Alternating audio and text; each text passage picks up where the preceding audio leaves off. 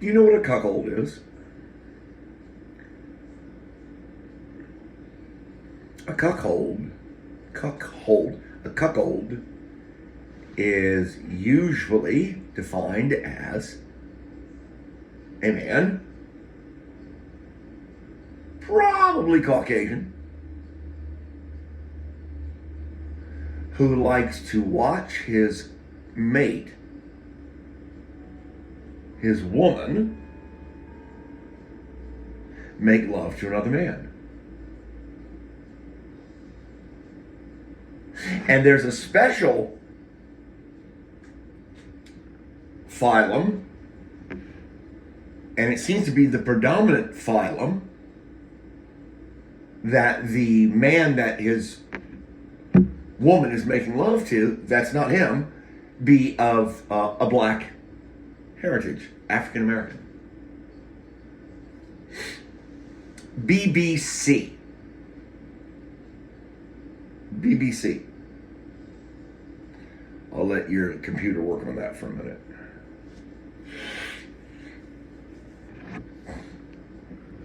Now, it seems to me in this scenario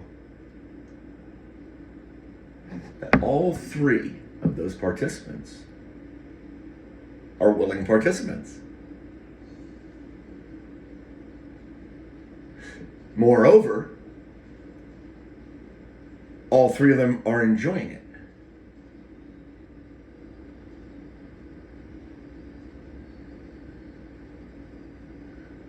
The man, the other, let's call them the other, possibly black, maybe not, but the other sire, the other suitor,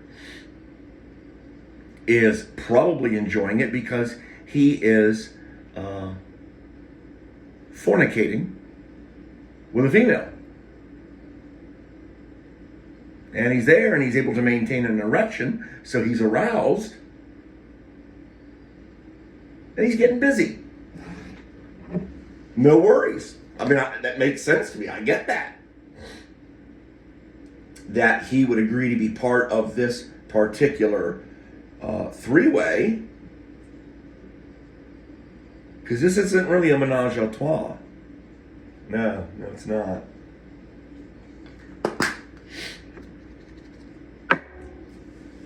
Not that that's any better or worse.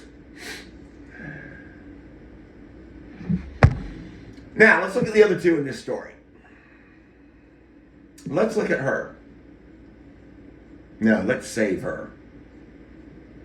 Let's go right to the husband.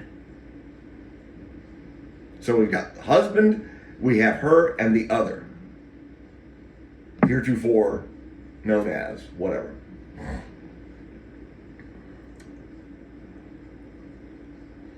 Now, the husband seems to obviously enjoy this, watching his wife be penetrated by a veritable stranger. I would imagine it's going to be a stranger pretty soon if the man and the wife, husband and wife, man and woman are into that kind of thing. It's not going to take long before the third person is a complete stranger to them.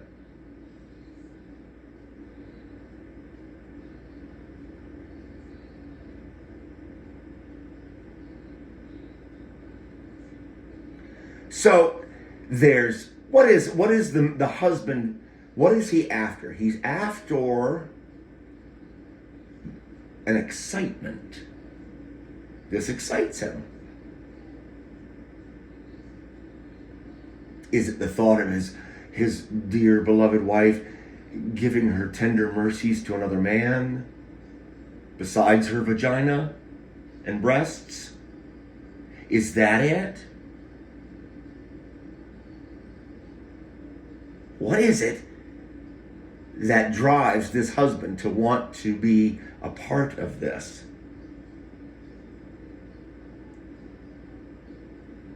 Self-abasement?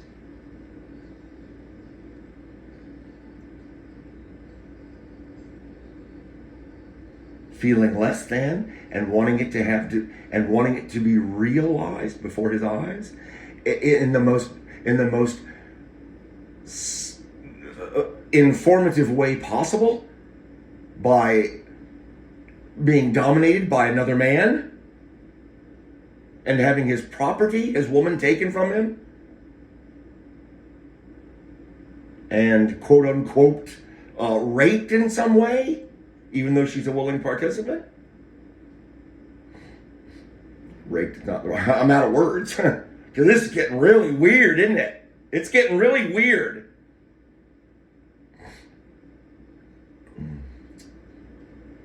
What is it that drives this man to want to throw his wife to the wolves?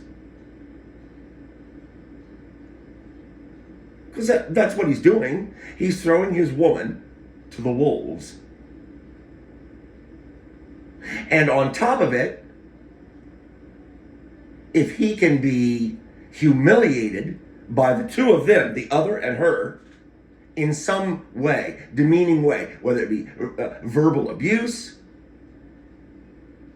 cleanup detail, or whatever. Now, in that moment, when the evening's festivities or the afternoon delights festivities reach that point where the cuckold is now forced to clean up with his mouth,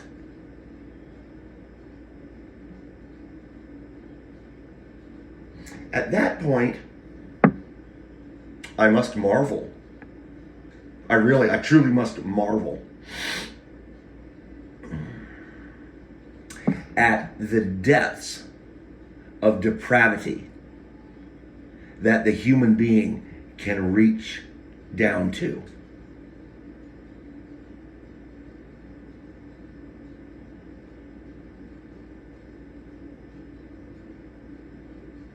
And her, in this scenario,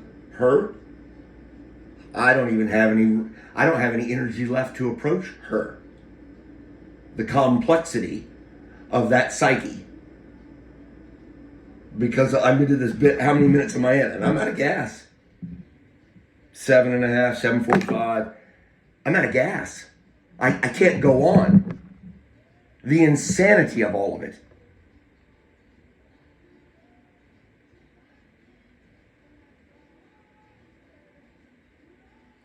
The unwholesomeness of it. The destructiveness of it.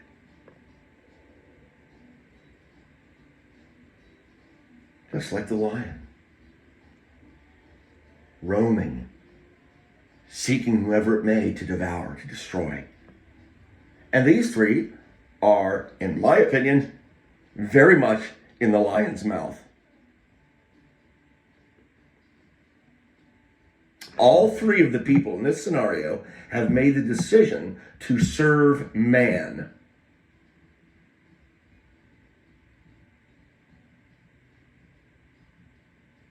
Absolutely. In this moment, this story I'm telling you, the three of them have made a decision to serve the flesh.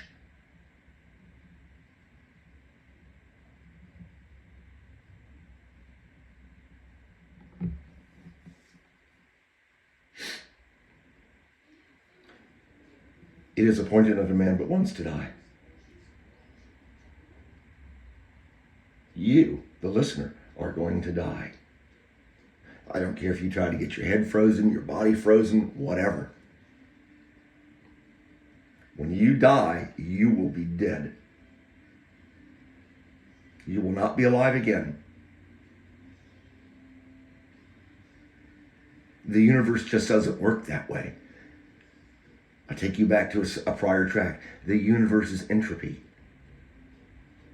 That which is born to die. Things that are in order go from order to disorder. This is the logical way of things. Things break down, things fatigue. in this world, in this universe, in this reality that we live in now, currently, with the physics that we understand. There, I'll appeal to the world. Time is a linear progression, and it moves in one direction only for us. Always forward, perhaps at different rates. Yes, at different rates, but always forward to our denouement, our end. You will die. And if you die in a condition like the one that I just described of any of those three characters in that last story, woe is you. Because what you have done is you have taken that which is precious, sex, the act of reproduction, and you have taken it as far from its intended purpose as I think you can take it without adding animals, beasts to the story. You have moved as far from the point of origin, the intended usage of sexual intercourse. You have moved as far from it as you can possibly move.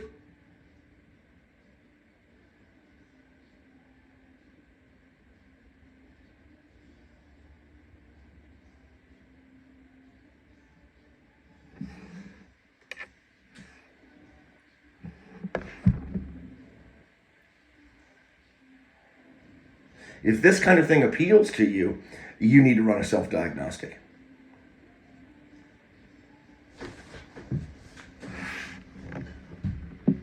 You seriously need to run a self-diagnostic. And I can say that with certainty because the story that I just told you about appeals to me.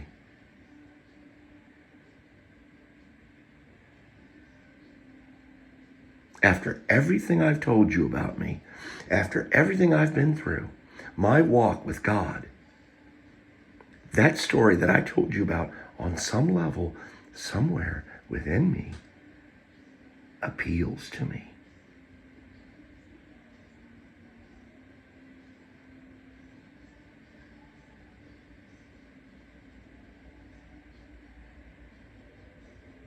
And I'll bet if you look hard enough and long enough, down inside your soul, you will find things about yourself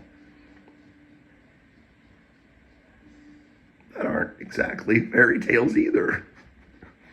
Desires, things wished for, hoped for. I would wager there are things within your soul that are probably not too, holier than thou type things. Whether it be with sex or something else. I've talked before about that cord that runs through me, that self-destructive cord that says, I'm no good, I do not deserve.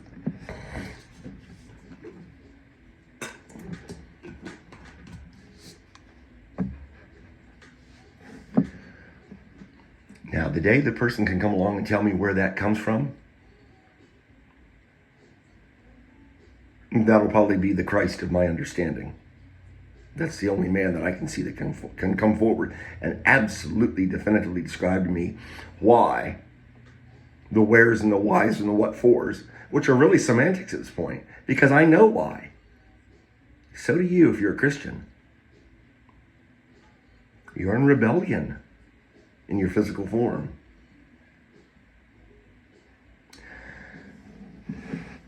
In summation,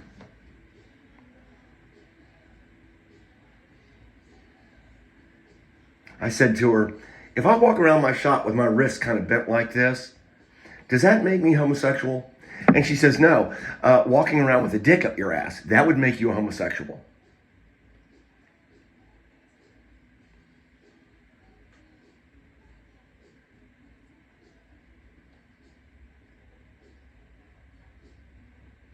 I guess truth is truth, huh?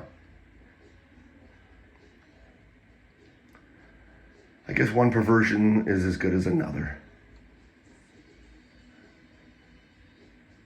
Yes, one perversion is as good as another.